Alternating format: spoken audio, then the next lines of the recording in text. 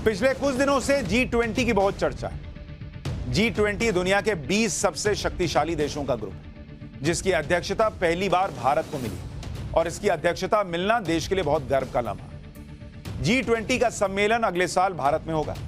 तब दुनिया के बड़े बड़े देशों के राष्ट्रपति, प्रधानमंत्री इसमें हिस्सा लेने के लिए भारत आएंगे। जैसे अभी इंडोनेशिया के बाली में दुनिया भर के नेता इकट्ठा हुए। लेकिन भारत G20 के सम्मेलन में कुछ ऐसा करने जा रहा है जो अब तक किसी ने ना किया और ना ही इसके बारे में सोचा। G20 सम्मेलन से पहले भारत में अगले एक साल तक छोटी बड़ी 200 बैठकें हों, जिसमें G20 का एजेंडा तय होना है।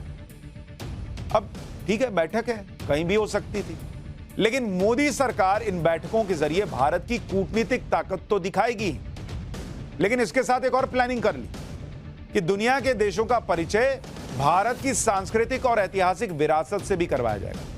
कुछ लोग जो हैं अपने जमाने में धारा भी घुमाते रह गए।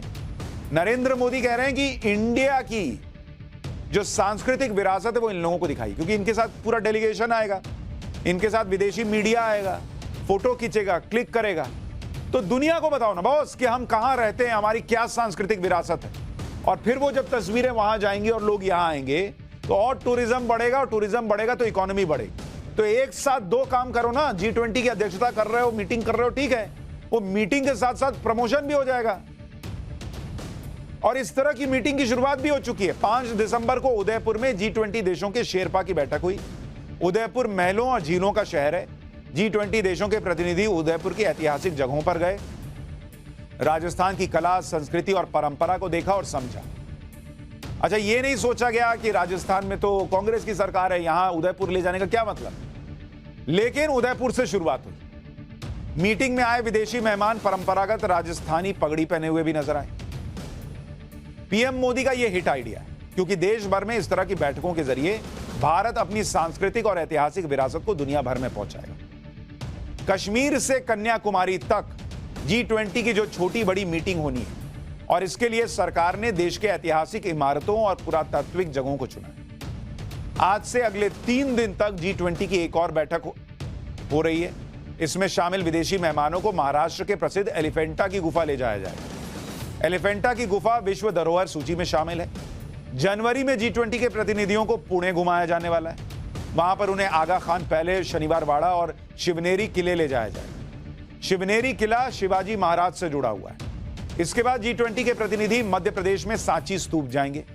जनवरी में ही विदेशी प्रतिनिधियों को गुजरात के पाटन में रानी की वाव, मोढेरा का सूर्य मंदिर, अहमदाबाद का त्रिपोली गेट घुमाया जाएगा। विदेशी मेहमानों को हैदराबाद में चार मीनार और गोलकुंडा किले ले जाया जाएगा। तमिलनाडु के शोर मंदिर में भी मीटिंग का आयोजन किया जाना है। फरवरी में G20 के विदेशी प्रतिनिधि ताजमहल देखने के लिए आगरा जाएंगे। फिर फरवरी में ही उन्हें लखनऊ के मशहूर इमामबाड़ा और रेजिडेंसी घुमाया जाएगा। मार्च के महीने में इन्हें बिहार ले जाया जाएगा, नालंदा विश्वविद्यालय। फिर राजगीर और भगवान बुद्ध से जुड़े बोधगया की सैर कराई जाएगी। इसके बाद केरल के मट्टनचेरी पैलेस और कोच्चि के सेंट फ्रांसिस चर्च में घुमाया जाएगा। यह है नरेंद्र मोदी का भारत जोड़ो। और उनके भारत जोड़ो में प्लानिंग यह है कि ये जो बड़े बड़े लोग आएंगे, जिसमें पुतिन भी आएंगे और दूसरे लोग भी आएंगे, इनके साथ जो बड़े बड़े लोग आ रहे हैं, बड़ी बड़ी मीडिया आ रही है, सबको इंडिया ऐसा घुमा दो कि उनके दिमाग में इंडिया सेट हो जाए और उनके जरिए दूसरों के दिमाग में सेट हो जाए। नहीं तो ये मीटिंग तो दिल्ली में किसी कमरे में कर लो यार, किसी को क्या फर्क पड़ रहा है। नहीं, दिखाओ, इंडिया का प्रचार करो। फिर ये लोग आएंगे, कोई डॉलर में खर्च करेगा, कोई पाउंड में खर्च करेगा। इंडिया ऑलरेडी इतना तेजी से बढ़ रहा है, इंडिया और तेजी से बढ़ेगा, लोगों को रोजगार मिलेगा। यह लिस्ट बहुत लंबी है जो अभी आपको बता रहा हूं, सबके बारे में बताऊंगा तो शो खत्म हो जाएगा। कुल मिलाकर अगले एक साल के अंदर देश के 55 शहरों में G20 से जुड़े कार्यक्रम आयोजित होने वाले हैं। पूरब से पश्चिम, उत्तर से दक्षिण तक भारत में हर धर्म, हर मजहब से जुड़ी ऐतिहासिक, धार्मिक और सांस्कृतिक विरासत पर G20 देशों के प्रतिनिधियों को ले जाया जाएगा। मोदी सरकार की कोशिश है कि भारत के पर्यटन स्थलों की पूरे विश्व में नए सिरे से ब्रांडिंग। अभी तक विदेशों में भारत की पहचान सिर्फ ताजमहल के लिए होती है, लेकिन G20 के आयोजन से देश की हर एक विरासत की पहचान दुनिया में बनेगी। विदेश मंत्री एस जयशंकर की कोशिश है कि प्रधानमंत्री नरेंद्र मोदी के संसदीय क्षेत्र काशी में भी G20 का एक कार्यक्रम आयोजित हो। काशी में इसलिए क्योंकि यह दुनिया के सबसे प्राचीन शहरों में से एक बार विदेश मंत्री की बात सुनिए, फिर आगे की बात बताता हूं। that the wheel of history is turning. It is coming back to, there is a rise of India. That era where there was a neglect of temples, where things were adverse to us, as some of you have said. That era is now behind us. It is behind us in India. It will be behind us where the world is concerned. How do we get together and how do we make an effort not only to revive and flower our heritage within the country, how do we do it internationally? It would, for me, be a great privilege, a great honor to be associated with this endeavor. I can see a lot of progress there. I can certainly say that the Modi government is completely committed to ensuring that in the world, Indian heritage, Indian culture gets the right place. अच्छा, बात सिर्फ भारतीय संस्कृति को बचाने की नहीं, बात सिर्फ हिंदू संस्कृति को बचाने की भी नहीं। पीएम मोदी सिर्फ भारत की सांस्कृतिक विरासत को बचाने, उन्हें विकसित करने और उनका प्रचार करने में ही आगे नहीं है, बल्कि वो विदेशों में भी हिंदू धर्म से जुड़ी सांस्कृतिक विरासत को बचाने में जुटे हुए। भारत से 4,778 किलोमीटर दूर पूरब में एक देश है कंबोडिया, और यहां है अंगकोर वाट मंदिर। आप में से बहुत सारे लोगों ने नाम भी नहीं सुना। इतिहास की किताबों में आपने अंगकोर वाट मंदिर के बारे में पढ़ा होगा, मैं उम्मीद कर रहा हूं। अंगकोर वाट मंदिर का परिसर दुनिया का सबसे बड़ा मंदिर परिसर है।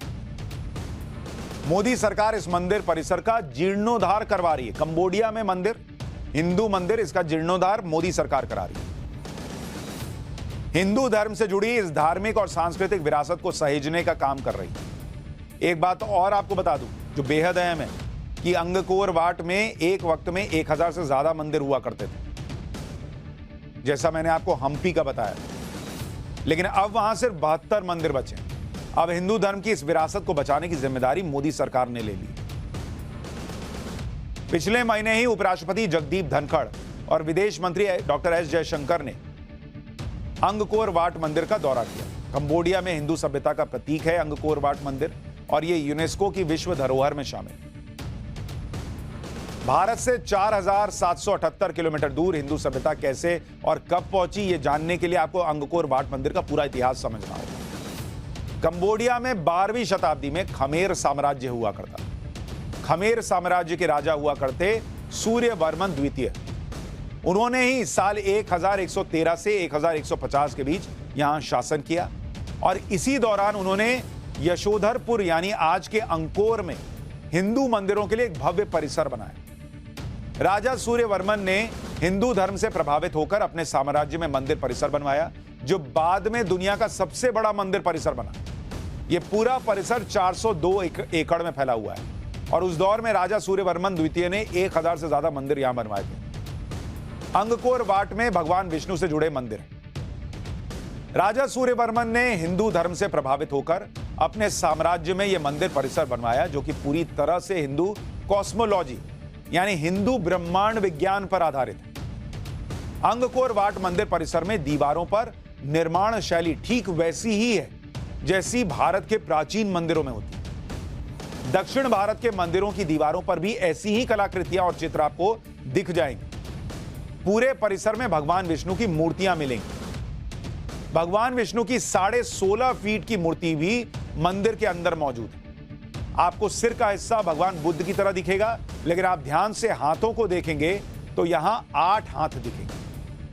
दरअसल 13वीं सदी में इस मंदिर को बुद्ध मंदिर में बदलने की कोशिश की गई थी। उसी कोशिश में इस मूर्ति से भगवान विष्णु का सिर अलग कर बुद्ध का चेहरा लगा दिया गया। मंदिर परिसर में शेषनाग की भी मूर्ति लगी हुई। शेषनाग का संबंध भगवान विष्णु से ही है। मंदिर के शिखर की दीवारों पर मानव चेहरे की आकृति बनाई गई है। ऐसा लगता है कि यह चेहरा भगवान विष्णु के चेहरे को दर्शाने के लिए बनाया गया। मंदिर परिसर में एक नहीं कई जगहों पर ऐसे चेहरे बनाए गए। एक मंदिर के शिखर के चारों तरफ ऐसे चेहरे बनाए गए हैं जैसे 4 सिर वाले भगवान।